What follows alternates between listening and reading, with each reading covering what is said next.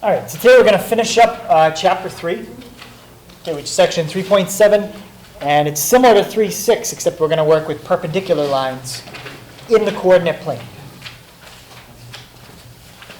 Okay, remember the definition of what we said for perpendicular lines. If we have two lines that are perpendicular, then they meet at right angles. Okay, directly from the definition, perpendicular lines don't mean the angles are 90s. That's indirectly what it means, but directly it means you have right angles.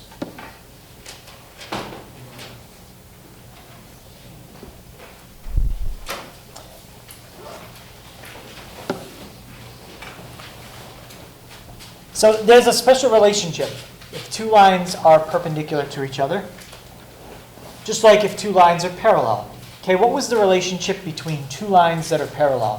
What do you know about their slopes? They're the same. Okay. Well, for perpendicular, they're not the same.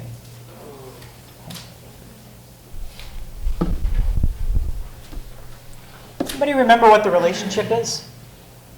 If two lines are perpendicular, then their slopes are, and it's actually two words. Anyone have a guess what they might be?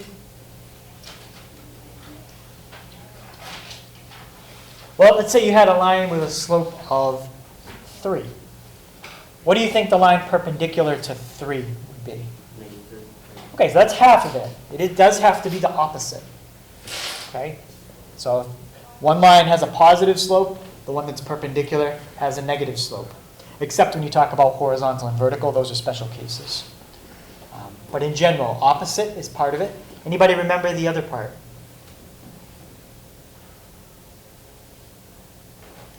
How about if you were to compare 3 and 1/3? What are those two numbers called?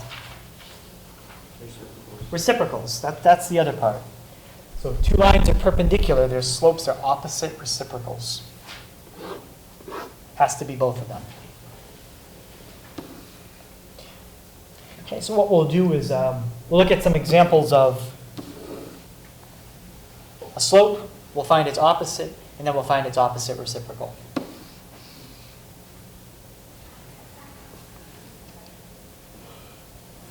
Right, let's start off with 5. Okay, what would be the opposite of 5? Denver? -5. Okay, that's the opposite. Now for the next part, I want to take the opposite and flip it. Okay, so Kiara, what would the opposite reciprocal be of 5? Yeah, -1/5. Okay, so to find the opposite reciprocal, take the opposite of your number and then flip that. Okay, let's do -2. Selena, what's the opposite of -2? 2? And Rose, what would be the opposite reciprocal of -2? 1/2. Yeah, take the 2 and you flip it. 1/2. In a minute, I'll graph a line and show you that they are perpendicular.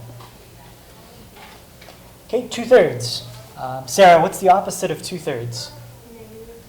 -2/3.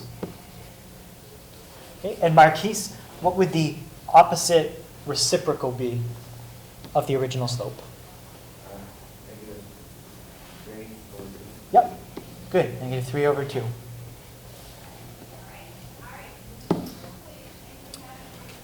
Okay, let's try one more and then we'll look at a special one. Dakota, what's the opposite of -4/5? 4/5. 4/5. And can you give me the opposite reciprocal? 5/4. So smart. All right. Now let's look at 0. Okay, what's the opposite of 0? 0. Yeah. Infinity. No, Illuminati. it is a number. -0. Yeah, -0, which is the same as +0. So 0 is its own opposite. It's the only number that it's the same as its opposite. Now we need to flip it. Okay. Well, right now 0 isn't a fraction. How could we make 0 into a fraction so we could flip it? 6. What can we do to make that a fraction? Denver. Put it. Okay, you put it over 1. Okay, so if you want to make it into a fraction, you put it over 1. And if we flip it, now we have 1 over 0. Wouldn't that be like an infinite slope then? Like, Yeah. the one goes into 0 like real time, the 0 going to 1 like infinite. Right, so we can't divide by 0.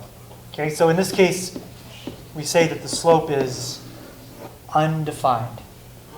It's undefined. Anybody know what kind of line has a slope of 0? Wait, No, not a vertical one. It's the other way. A horizontal one. Okay, I told you horizontal and vertical are special cases. So a horizontal line has a slope of 0. A vertical line has a slope of undefined. A vertical line and a horizontal line are always perpendicular.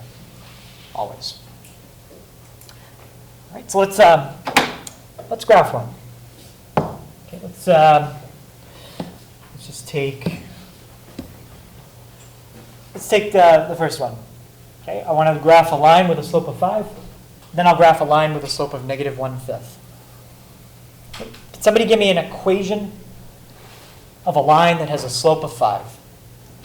Okay, and it could be anything. Your y-intercept can be anything, but make it less than 5 because I want to see it on the screen. 5x. Okay, 5x. So in that case, the y-intercept is 0. It's going to go right through the origin. Okay. And somebody give me another line that would be perpendicular to 5x. And this time, I don't want the y-intercept to be 0. It's just some number other than 0. How about Ian? Give me a line perpendicular to 5x.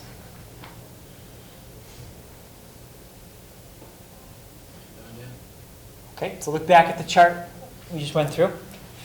So if a line has a slope of 5, what would be the slope of the line perpendicular to 5? Negative 1/5. So I need an equation here that has a slope of negative 1/5.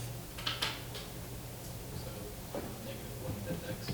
Yep, just give me a y-intercept though other than 0. 1. Okay, so negative, and how would I write that? Negative 1/5 x Plus 1. plus 1. Okay, so if I graph those two lines, I should see them as perpendicular.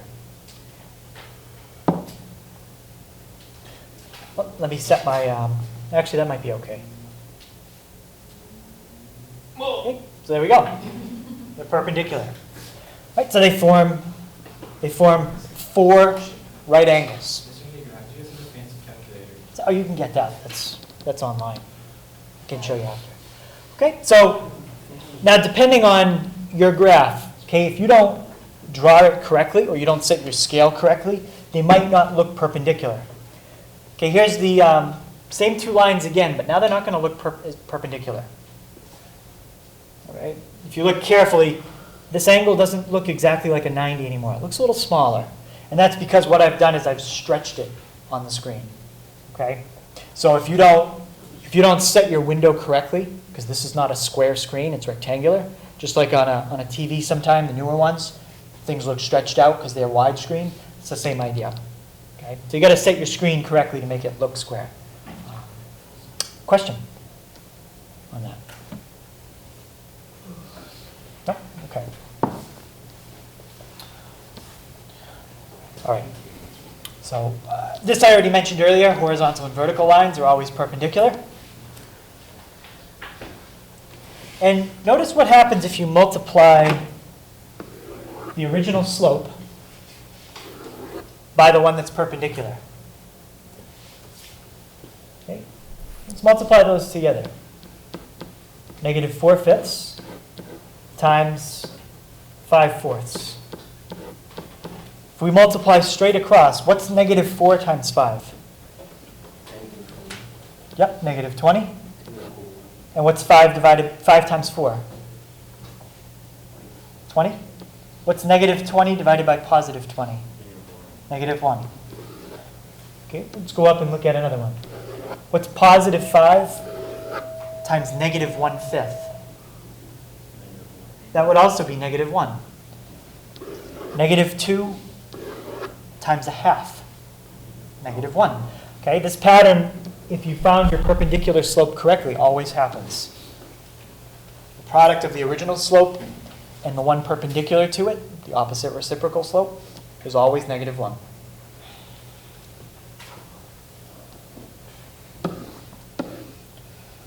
The only exception to that is the vertical and horizontal line case. Because one slope is 0, the other one is undefined. So that will not multiply to -1. It's a special case.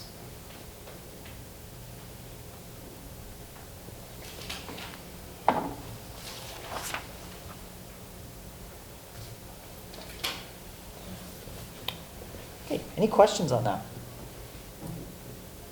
Okay, once you know this, everything in the lesson is pretty much the same as 3.6.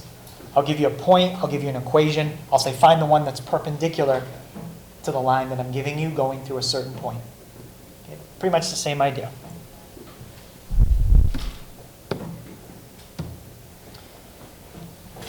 All right, so example 1A.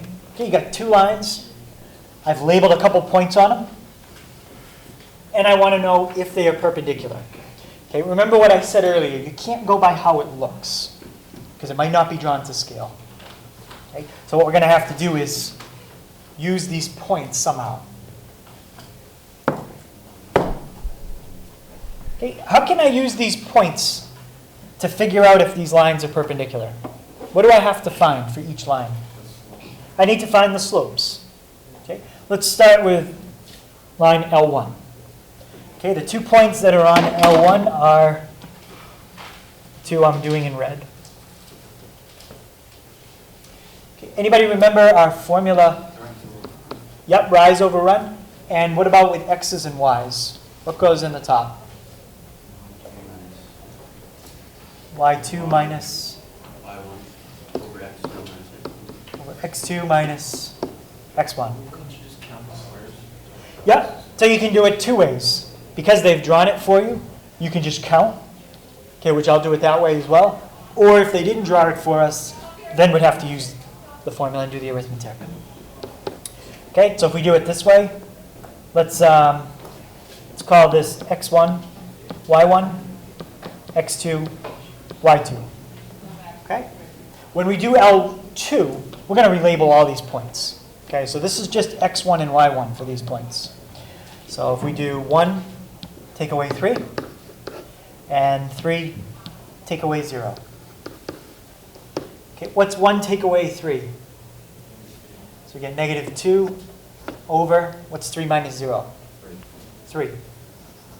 So we get a slope of -2/3. Now if you count between the 2 points, you make a triangle. There's a rise of 2. There's a run of 3. That's 2, that's 3. Okay, what you have to be careful of, though, is you don't write 2/3, because it's -2/3. Okay? So if a line is slanting down as it goes to the right, that's a negative slope. Okay, so there's our slope there.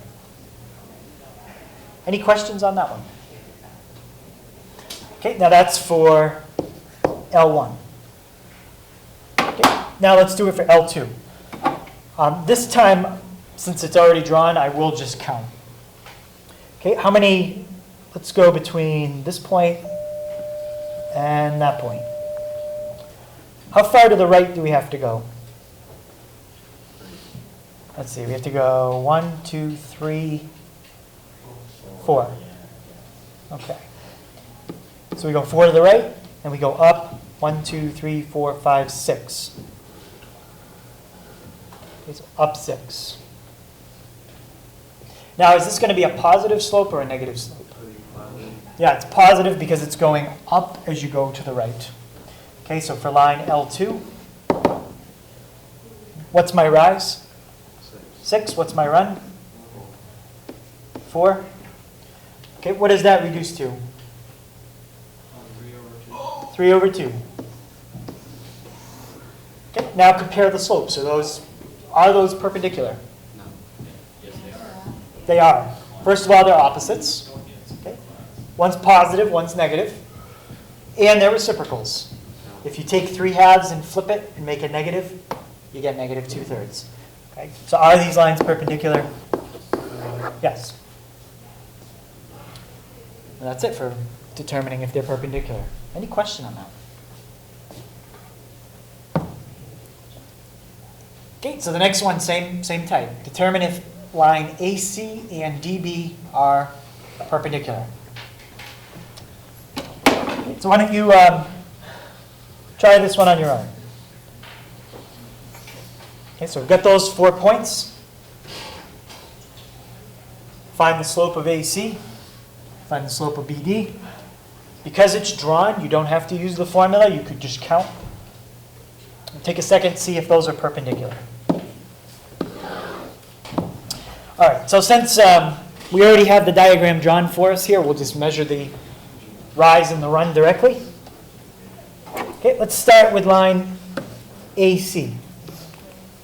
Make it a little bigger. Okay, what's the rise between points A and C?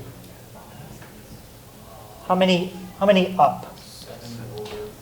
So we go up 1, 2, 3, 4, 5, I think 6? Yeah. Yeah, so up 6, and then right 3. 6, 3. Okay, so Nathan, what's the slope of line AC? 6 over 3. So for AC, we get 6 over 3, which reduces to, 2 over 1. yep, 2 over 1. And when the slope is, when you have 1 in the bottom, you can leave it, or you can just write it as 2. That's fine. All right, so we got AC. All right, let's do BD. Okay, what I'm going to do, just so we don't get confused, is erase the other one. All right, so now from B to D, this time I'm going down. If I go down and to the right, that's a negative. If I go up and to the right, that's a positive. Okay, so we're going to go down 1, 2, 3. Okay, so down 3, 2, 3, 4, 5, and then right 6. Okay, so down 3, right 6. Okay, let's check the slope. Okay, so that's BD. Hey, Jacob, what's the slope of BD?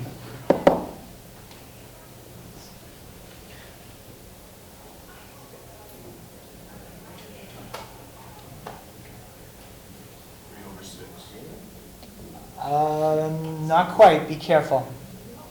This is the danger of just counting the rise over the run and not using the formula. Because when you don't use the formula, there's something you have to remember to do in your head. Anybody help him out? What do you have to do? What do you have to remember here because of the way that line is going, Brian? Yeah. Okay, to go between the 2 points, if you have to go down and to the right, that's a negative. If you go up and to the right, that's a positive. Okay, so it's negative 3 over 6, which reduces to negative a half. Are the 2 lines perpendicular? What do you think? Are those perpendicular? Yes. Yep, they are. If you take negative a half, if you flip it and then make it negative, you get negative negative 2, which then becomes positive 2. Okay, so that's good. Perpendicular.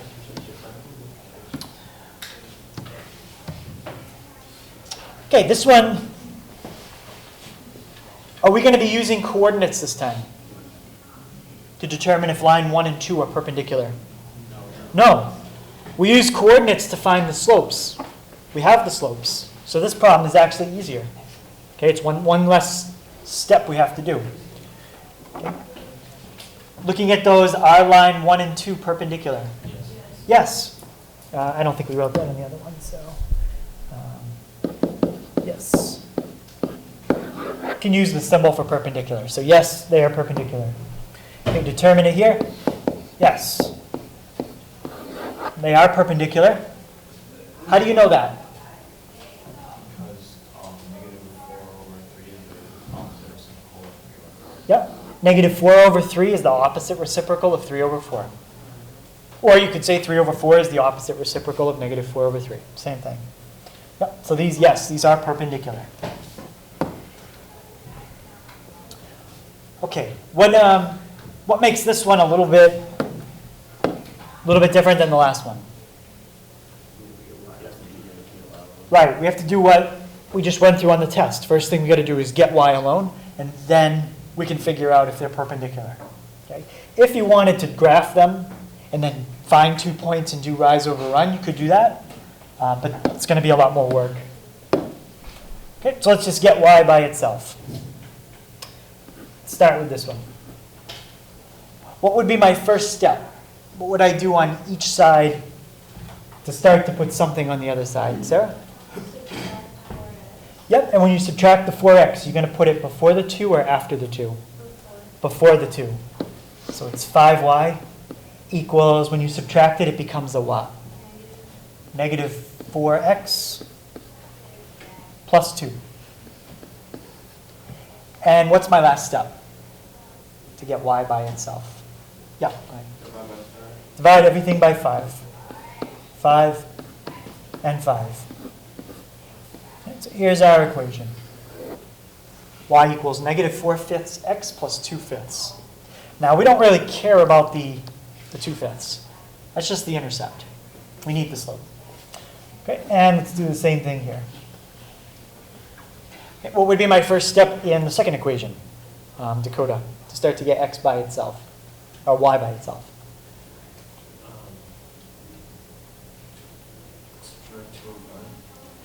Subtract, sorry, go ahead one more time.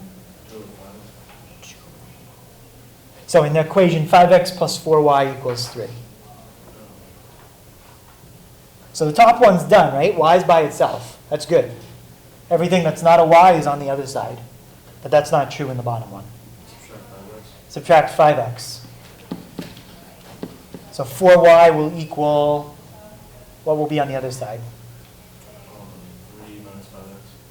Okay, so we have 3 minus 5x. And anybody help them out? What's that equivalent to? Instead of writing it as 3 minus 5x, I want to switch that around. Negative 5x plus 3. Yes. Okay, since it's y equals mx plus b, always put the mx part first. Okay, and last part, divide everything by 4. All right, so now we have y equals negative 5/4 x plus 3/4. Are those two lines perpendicular? No. No. Why not? They're You don't have opposite. Right. They have reciprocals, right? One's negative 4/5, one's negative 5/4, but they're both negative. Okay, one would have to be negative, one would have to be positive. So no, these are not perpendicular. Okay? So these are not perpendicular.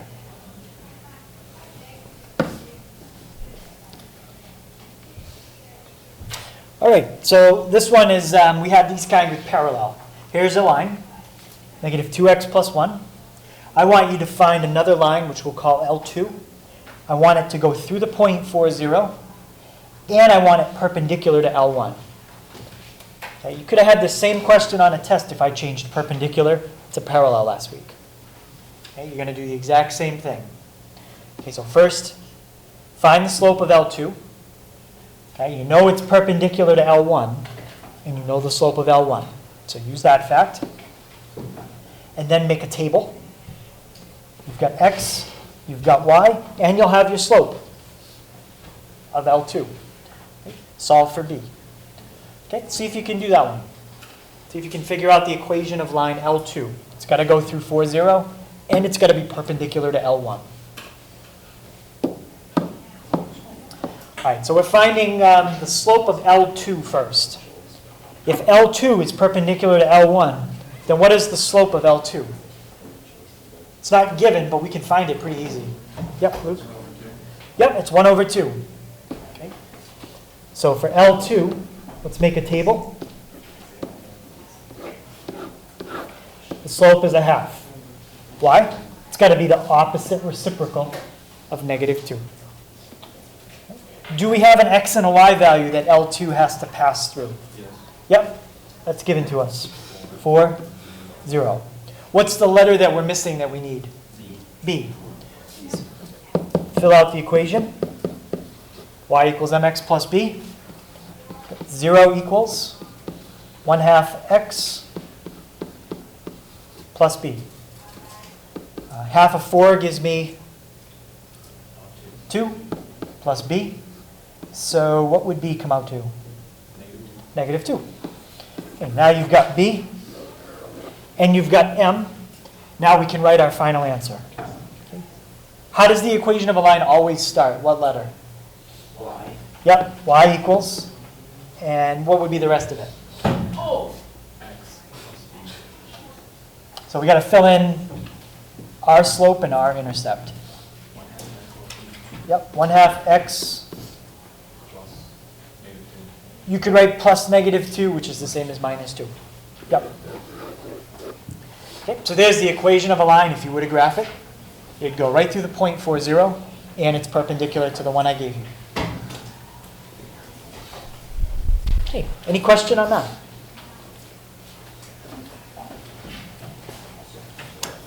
All right. So we're going to finish up with a word problem. Okay, so this one involves a mirror. Right? And if you know a little bit about like a flat mirror and how light bounces off of it, basically the angle that it comes in at on a mirror, a flat mirror, is the angle that it bounces out at. Okay? So let's say you had a mirror on the ground, okay? And you were to shine like a beam of light just like that. Okay? Well, when it bounces off of it, the angle that it comes in at and the angle that it bounces out at for a flat mirror is going to be the same. Okay? So if you put a laser on a mirror at an angle, Yeah, it's going to bounce out at exactly the same angle it bounced in at. Now that gets a little tricky. Like let's say you took a mirror and put it in a sink, okay, under say 3 inches of water. What's going to happen there is, as the let's say here's your container, here's your water, and then here's your mirror on the bottom. That's not going to quite work the same now. Okay, when light hits a liquid, a lot of times what it does is it bends a little bit, okay, when it hits that liquid. So that's called diffraction. And you can look at that. If you take something that's straight, put it in water at an angle, and then look at it, and it almost looks like the object is bending. Anyone ever seen that? yeah. You know what I mean? And then what happens is as it bounces off that mirror, it's going to come up, and then it's going to bend again when it comes back out. I didn't show it as well there, but you get the idea. So when you have a liquid involved, it gets a little tricky. But in our case, we just have a mirror. Okay? No liquid. And it says the equation that represents the mirror is 3 halves x plus 3. Okay, so what they did is they set up a mirror, they put a grid behind it, and then they got the equation of the edge of the mirror. Okay, a ray of light is going to hit the mirror at that point. Okay, and again, the picture of this is on page 174. Right, and the first thing they want to know is, what's the equation of the line that would be perpendicular to the mirror at that point? Okay, and if you can find the equation of a line that's perpendicular to a mirror at that point, what that tells you is if you were to shine a light perpendicular to a mirror, it would come straight back. Okay? Yeah, that's like it's perpendicular. So it goes in at a 90, comes back out exactly at a 90. Okay, so there's a little bit of physics behind it, but the only thing you really need to know is, here's your equation, here's your point it has to go through. It's just like the last problem.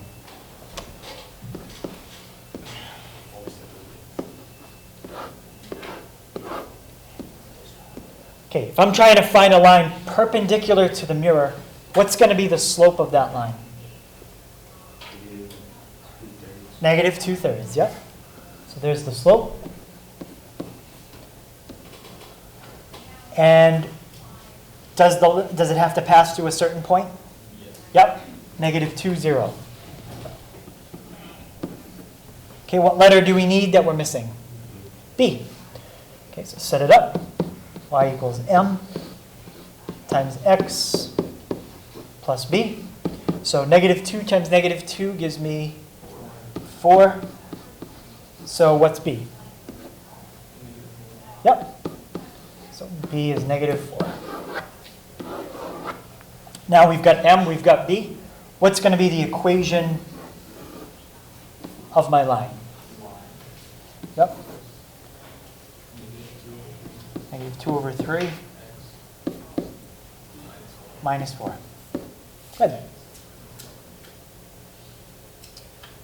Okay, another place you might see this kind of idea used is if you look at like a pool table and the way that the balls strike each other, the angles that you get there.